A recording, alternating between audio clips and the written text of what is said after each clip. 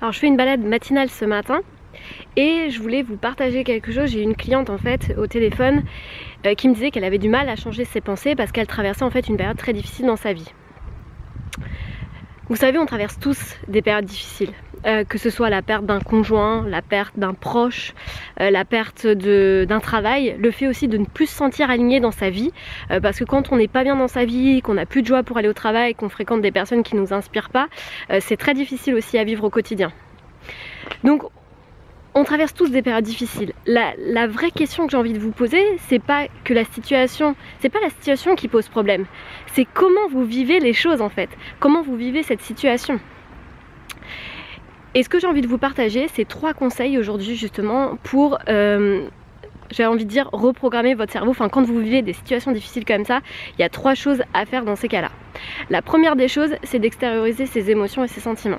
On est dans une société où on ne s'écoute pas, les émotions c'est quand même très difficile à vivre, on ne sait pas comment les extérioriser. Quand par exemple je vois des personnes qui viennent me voir en consultation et qui me disent j'ai beaucoup de colère en moi, j'ai tout le temps le feu en fait qui est à l'intérieur de moi et qui n'arrivent pas en fait à exprimer cette colère, et bien en fait elles se retrouvent à faire des pathologies digestives, donc des pathologies reliées au foie, parce qu'on sait que le foie est relié à la colère, et parce que en fait elles n'arrivent pas à sortir cette colère. C'est difficile en fait d'exprimer ses émotions. Donc première des choses, quand vous vivez des situations qui sont très désagréables au quotidien, essayez d'extérioriser impérativement ces émotions. Si vous les gardez en vous, par exemple que vous avez beaucoup de tristesse et que vous n'arrivez pas à pleurer, que vous dites bah moi je suis quelqu'un de dur, je veux pas montrer mes faiblesses aux autres donc je garde tout en moi, et bien c'est votre corps qui va prendre le relais en fait. C'est votre corps qui va imprimer et qui va donc faire le message relais pour vous dire par contre ça serait bien que tu commences à gérer tes émotions parce que moi du coup je t'envoie le message comme quoi c'est pas du tout géré. Par exemple des personnes aussi qui font de l'eczéma suite à une séparation ou du psoriasis, parce qu'en fait au niveau des émotions bah, c'est pas du tout sorti, donc le corps prend le message comme un relais, voilà, il vous envoie le message comme quoi il y a quelque chose qui déconne. Deuxième chose, essayez de vous concentrer vers les choses futures que vous avez envie de créer dans votre vie. Très souvent quand on est dans des situations très difficiles, très douloureuses, on ressasse complètement ce qui s'est passé dans le passé. Donc on vit dans le passé en fait, on vit plus ni dans l'instant présent ni dans le futur. Donc essayez de revenir dans le présent, de questionner votre cerveau en fait, de dire ok, je prends note que j'ai souffert, je comprends et tout, c'est très difficile. Par contre aujourd'hui la situation elle est terminée, elle est terminée. Du coup aujourd'hui ma place est ici et mon destin est là en fait. Qu'est-ce que j'ai envie de vivre aujourd'hui?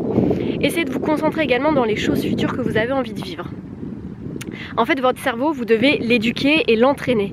C'est comme par exemple quand vous mettez au sport. Au début c'est difficile quand vous allez au sport, vous avez des courbatures, c'est compliqué, il faut y aller, il faut aller faire l'entraînement, ça fait mal, vous avez effectivement des douleurs dans les muscles, mais plus vous y allez, moins vous avez de difficultés à vous entraîner.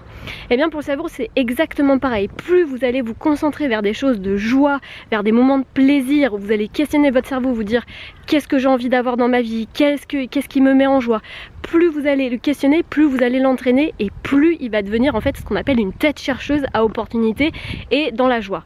Donc plus vous allez faire ça, plus vous allez entraîner votre cerveau. C'est comme tout type de muscle, hein, sauf qu'on n'a pas été habitué à l'entraîner et que comme on est basé sur, comme on est tous êtres humains et qu'on est basé sur la survie et sur la peur très souvent, bah du coup on se concentre uniquement vers les choses qu'on n'a pas envie d'avoir. Sauf que quand vous allez au restaurant et que vous passez commande, vous dites pas au serveur alors je vais pas prendre ça je vais pas prendre non plus, et puis vous arrivez au bout de 5 minutes vous dites ah bah ça finalement je vais prendre ça. Non, vous dites tout de suite ce que vous avez envie d'avoir dans l'assiette, pas ce que vous n'avez pas envie d'avoir. Et bien pour le cerveau c'est exactement pareil. Concentrez-vous uniquement vers ce que vous avez envie d'avoir.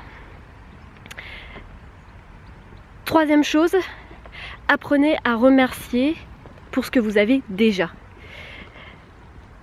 Parfois on est tellement concentré sur ce qu'on n'a pas, parce qu'on se dit j'ai pas une belle maison, j'ai pas la dernière voiture, j'ai pas le dernier téléphone, j'ai pas. Du coup on oublie de voir ce qu'on a déjà.